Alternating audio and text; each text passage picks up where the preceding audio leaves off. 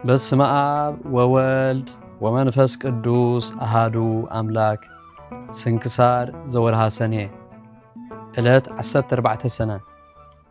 በዛ ዕለት እዚኣ ቅዱሳን ሰማዕታት አባ አክራን ምስ ሓዉ ፊልጶስ ካብ ሃገር ደምንሑር ከባቢ ቡፂር ደቡብ ግብፂ ምዕራብ ባሕሪ ምስሪ ሰማዕትነት ተቐበሉ። እዚ አባ አክራ ምስ ሓዉ ፊልጶስ አጸቢቑ ሃብታም ነበረ። ምስ ክልተ ካህናት ምእንቲ ስም ክርስቶስ ደሞም ክኽዑ ተሰማምዑ። እቲ ሓደ ስሙ ዮሐንስ እቲ ካልኣይ ከዓ አብልጥማ ይበሃሉ።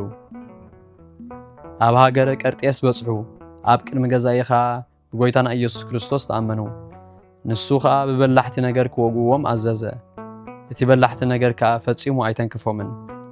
ካብኡ ናብ ዝነድድ እቶን ሓዊ ክድርብይዎም አዘዘ። ደርበይዎም እሞ መልአክ እግዚአብሔር ከዓ ኣድሓኖም። መሊሱ ኣብ ጭራ ፈረስ ኣሲሮም ካብ ሃገር ቀርጤስ ክሳብ ሃገር ደምንሑር ክጓትትዎም አዘዘ። ከምኡ ድማ ገበርዎም። እንተኾነ ካብ ጥፍኣት ወላ ሓንቲ ኣይበጽሖምን። ብምስቃዮም ምስ ደኸመ ኣራእሶም ብሰይፊ ቆርጽዎም አዘዘ። ተሰይፎም ከዓ ኣኽሊል ሰማዕትነት ናይ መንግስቲ ሰማያት ተቐበሉ። ካብ ሃገረ ጻ ምእመናን ሰባት መጺኦም ስጋ ቅዱስ ኣኽራ ወሰድዎ። ቤተ ክርስቲያን ሃነጹሉ እሞ ስጉኡ ኣብኡ አንበርዎ። ካብኡ ከዓ ብዙሓት ተኣምራትን መንክራትን ተራዩ። ከምኡ ድማ ነቶም ሰለስተ ቅዱሳን ፊልጶስ፣ አብጥልማ፣ ዮሐንስ ሰብ ሃገረ ደምንሑር ወሲዶም ገነዝዎም። ጽብቕቲ ቤተ ክርስቲያን ሃነጹሎም፣ ኣብኣ ድማ አንበርዎም። ካብኣቶም ከዓ ብዙሕ ተኣምርን መንክርን ኮነ። በረኸቶም ምሳና ይኹን ንዘለዓለም ዓለም አሜን። ሰላም ለአብጥልማ ወፊልጶስ አብያጽ ዮሐንስ ወአክራ እምደቡበ ግብጽ አመቆሙ ለስም በአውደ ገዛኢ ስሁጽ እግዚአብሔር ባልሆሙ እምነ ዘይሰርር ሐጽ ወአድሃኖሙ እምእሳት ብቁጽ። ሰላም ንአብጥልማ ምስ ፊልጶስ አብያጽ ዮሐንስን አክራን ካብ ደቡብ ግብጽ ንሰማዕትነት ምስ ቆሙ ኣብ ቅድሚ ገዛኢ ስሁጽ እግዚአብሔር ከወሎም ካብ ዝውርወር ኩናት ሐጽ አድሓኖም ድማ ካብ ርእሱን ረመጽ።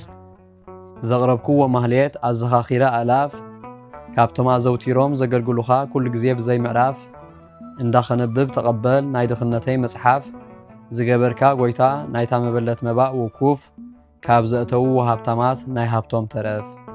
ቅዱሳን ነቢያት ሐዋርያት ውን ሰባኽያን ሰማዕታት ምስ ጻድቃን ደናግል ከዓ መነኮሳት ውን ሄራን ባርኾት ባርኹ ማሕበር እዛ ቅድስት ቤተ ክርስቲያን ካብ ዝዓበየ ሽማግለ ክሳብ ዝነኣሰ ህፃን ንዝጸሓፎ ብመጽሓፍ ንዘጸሓፎ ውን ብምድራስ ንዘንበቦ ንዝተርጎሞ ብልሳን ሓዲስ ንቓሉ ውን ዝሰምዐ ብእዝኒ መንፈስ ብጸሎት ኣድዩ ማርያም ዓራቂት ካብ ኩሉ ምባስ ኣሕቢሩ ይምሓደና ኢየሱስ ክርስቶስ።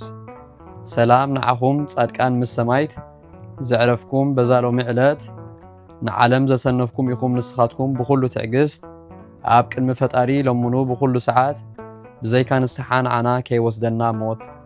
ሰላም ንዓኹም ናይ ዛዕለት እዚኣ ጻድቃን ኩልኹም ሰብኡትን ኣንስትን በባእስማትኩም ቅዱሳን ሰማይን ምድርን ማሕበር ስላሴ ንስኹም ምእንቲ ማርያም ኣድዩ ዘክሩን ኣብ ጸሎትኩም ንኽትሕልውና ተማሕጺና ኣሎና ብናይ ክርስቶስ ደም